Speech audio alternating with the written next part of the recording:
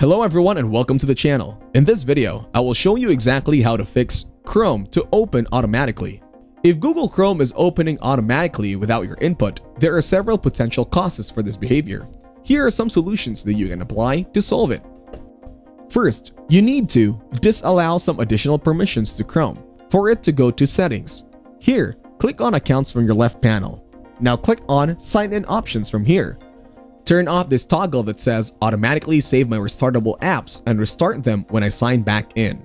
Also, make sure to turn off show account details such as my email address on the sign in screen. By turning these options off, you will not fix that problem, but if it persists, then let's go towards the second option.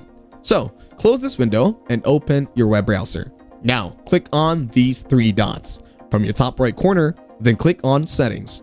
After that, click on Privacy and Security from your left. Click on Site Settings. There, you'll find the option on Advanced Settings. Click on it and then go to the System section.